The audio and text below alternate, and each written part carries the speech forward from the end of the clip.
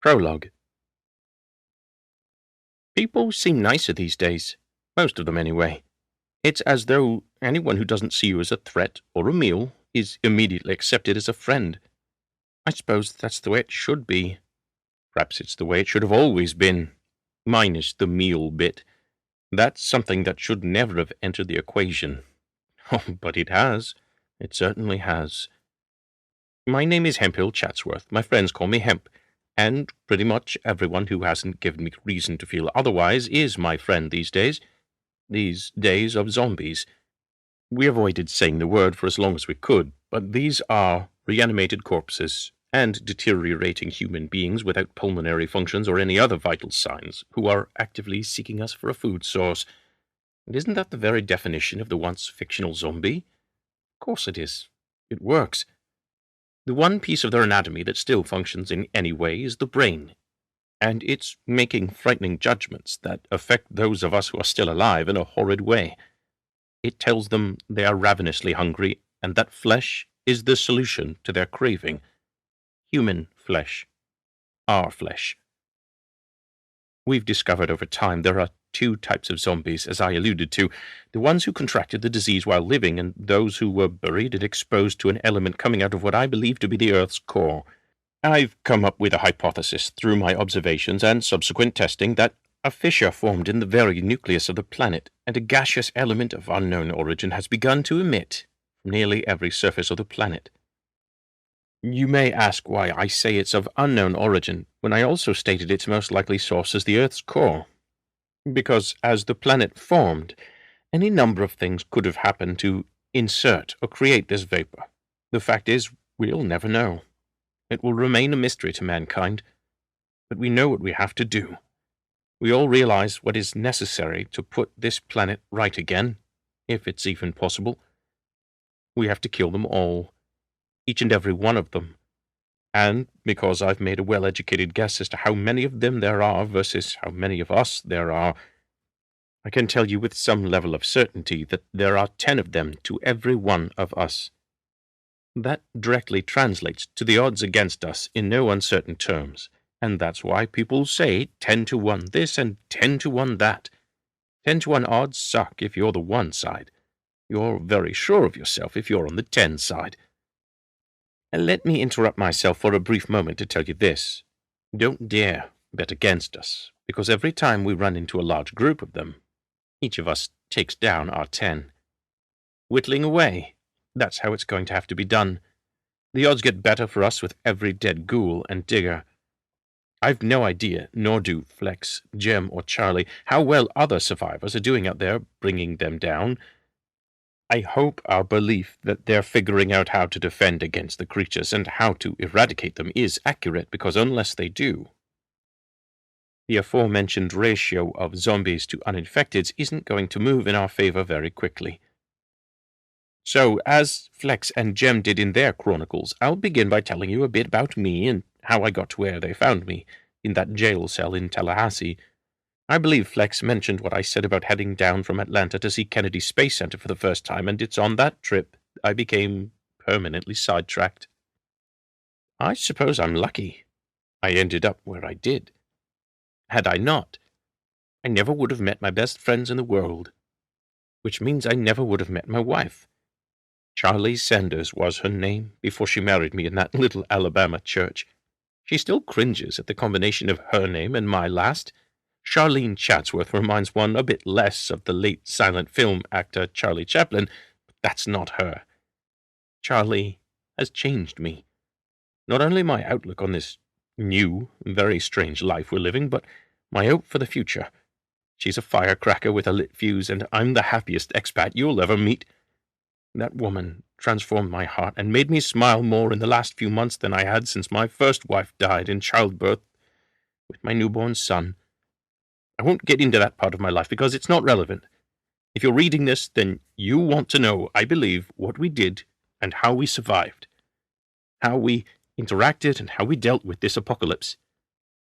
Apocalypse. I've never called it that before, and yet that's what it is. A bloody apocalypse, if there ever was one. The more I write, the more I wonder how Flex and Jem got through their chronicles. There's so much to share with you that I almost don't know where to begin, because my mind keeps skipping to other parts of the story. I might have a touch of the attention deficit disorder. I have just written ADD, but in print it just appears I wrote the word add with the caps lock key stuck on. But when there is so much to consider and so many things to analyze, I think a bit of add is good. See? Well, I suppose I'll tell you a bit about myself. I know you probably feel as though you know me, but here's the thing. I lied to Flex and Jem. Charlie's the only one who knows the truth. Let me start a bit further back, before the lie. There are some things you might wonder about. It's true that when I was 6 years old, my father used to pick up broken handguns from pawn shops in and around the area I lived, South Yorkshire in the northern part of England. While it's true that pawn shops in England do not sell firearms of any kind, at least not over the front counter, there is a black market, far beneath the visible one. One should not believe for a moment that pawnbrokers are not approached with merchandise, both legal and illegal, of every kind, and some of this merchandise could clearly use the assistance of a curious, and I'll admit, talented boy. My father realized right away that funds accumulated in this manner could build quickly, and would be a nice turnabout of money for our family. He initially had some great difficulty in this regard, as guns are practically non-existent in normal English society, and even many criminals have never actually seen or owned one. So when a man, my father, who was not known for his underworld reputation or control over hired muscle, began contacting the very men who ran in that shadowed world, saying his genius son could take one look at the weapons and know exactly what needed to be done to either convert or repair them, he was turned away. It literally took over a year of effort before one crook named John Ahrens agreed to let my father take 6 replica guns made in Germany to convert into workable handguns. It was the most fun I'd ever had at 7 years old. They'd had to provide a special grinder, but with that tool I was engrossed. Both before and after my school day was done, and the first guns were all successes. The best part was, when they saw the results, they let me keep the grinder. It wasn't long before several CS gas-firing guns were brought to me for conversion, after which each was capable of accurately firing 9mm bulleted ammo. Even in an area the size of Rotherham in South Yorkshire, people knew one another. My father had taken me into the pawn shops many times to buy this or that, always negotiating everything down for me. When he went in the back, well, that's when I got most excited. I knew that's where the good stuff was hidden, out of sight of the authorities, and I knew someone had dropped off more inventory for him and me. As long as all the parts to a particular gun were there, even if just thrown in a box, I had the patience, even as a young fellow, to straighten, polish, and reassemble them. I never had bullets, which were almost as difficult to obtain as the weapons themselves, but I had no doubt they would operate perfectly. Specification manuals, micrometers, calipers, a small air compressor, and pneumatic tools for honing cylinders, all the tools of the trade, mostly purchased at my first supply stores, pawn shops. So in my spare time, that's all I did, and I always had several guns in progress. If there was no way to fabricate a part for a particular gun, then we'd just search for another of the same type, and eventually I'd find the part I needed, in working order. My father worked in the steel industry, which was quite prominent back then in Rotherham. When I was lacking a tiny part, he'd bring home little remainders of steel in various shapes and sizes, and I'd choose from among them for my lump of clay, so to speak. I'd painstakingly grind and polish them until they were suited to my needs. When I was done refurbishing a handgun, or any other type of gun for that matter, my father would pack it away inside a secret compartment under the back seat of his car and run it back to the pawnbroker who had fed him the pieces, and was paid handsomely for my work. My father was committed to keeping those funds separate for my education. He was diligent about it. So when I was 17, having graduated from handguns, shotguns, and rifles to semi-automatic and automatic weapons of various kinds, my educational fund was well filled. Of course, we would not change the way we lived, for it would do nothing but draw undue attention. So in a box, hidden in the floor, for years and years, went my university fund. Ultimately, we had claimed I had received a scholarship from the Georgia Institute of Technology, where I would study mechanical engineering. We carried that a bit further, also claiming the receipt of a scholarship at Johns Hopkins Bloomberg School of Public Health, where I eventually secured my epidemiology degree. I was an excellent student, so nobody had any difficulty believing his story. I was traveling to America to attend university, and my family was proud. My schooling involved years of effort and hard work, but it was very worth it in retrospect. As for my accent, I could have lost it. The thing was, when I arrived in America, I was far beyond where many students were, and for some reason my British accent seemed to inspire people to listen to me. I'm not sure why. Americans seem to have some fascination with those with British accents, attributing either intelligence or some sort of coolness to them. In my case, I assume it was solely intelligence. I didn't fight it, for it was effective, so, despite some teasing in my earlier years, the accent remains, and it is beyond the point that I'd even worry about disguising it. Now, the truth about my parents.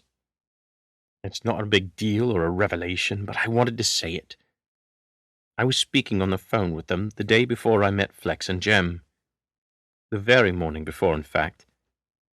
My mum and dad were describing the same horrible things that I would soon discover were going on here in America, only it began in the mines there, a day or two before. They explained to me that, upon running a car of miners up from deep in the mine at Maltby in South Yorkshire, just 7 miles from where they lived in Rotherham, something went terribly wrong. They were the canaries in a coal mine. Literally. The forebears of all that we've seen happen since. Deeper underground than anyone else, subject to the zombie gas, before the general population. The men that came up in the car were no longer men. Not anymore. But it took a few precious minutes for the people waiting for them above ground to figure that out. They were, as described by the miners on the surface, insane. Vicious, attacking men with no concern with and no awareness of anything around them. They caught many of their co-workers on the surface by surprise. Nobody knew their outstretched arms were to grab and attack people, pull them in and eat them. With their black faces, it was not easy to tell their skin had become white-gray beneath. They looked like any other miners, except, people reported, for their eyes. Something had definitely changed about them, but nobody noticed changes they had no reason to look for. Not until they began biting. Before that, they assumed that some hugs were needed after a long day in the mine, according to my mother. When I'd spoken to my mum, she had told me the next day nothing else had been reported. The news had gone silent on the miner's story, and no public health warnings had been issued. When she told me the story, it was with fascination, nothing else. There was no concern, no fear, just a matter-of-fact, strange but true story. And then she told me of her headache. Her very, very bad headache. Of course, good son that I am, I suggested she take a couple of aspirin or Tylenol and get some rest. Turns out my mum wasn't immune to urushiol. That's my guess, anyway. I had a mobile phone in the jail cell, too, and it worked for a while, even in there. But calls to my mum and dad never resulted in an answer. I left a message that I fear will forever go unheard. As for my father, either my mum attacked him, or he wasn't immune either. Well, I don't want to make any assumptions about whether they are dead or alive. All I know is that I love and miss them terribly. It had been nearly 6 years since I'd seen them before I locked myself in that jail cell in Tallahassee to escape people very similar to the zombie miners in Maltby, Sheffield. Now the outbreak was no longer just the mystery of the miners. It was the mystery of our time. So I suppose it was easier to tell Flex and Jem that my parents had died, without really specifying when or how. I knew they had too much consideration to ask, assuming I'd tell them when I was ready. I loved them, so I'll probably tell them sometime. In the meantime, I can talk about everything with my Charlie, and that's good enough. It's hard not knowing if your parents are alive or dead, even when, in your heart, you believe the latter to be more likely. It occasionally takes hold of my emotions and distracts me from the many tasks ahead. I've got no brothers or sisters, and with my parents likely dead, I would be utterly alone, if not for my wife and my new friends. Now, I suppose it's time I stopped dawdling and got on with telling you about my beginning in this new world.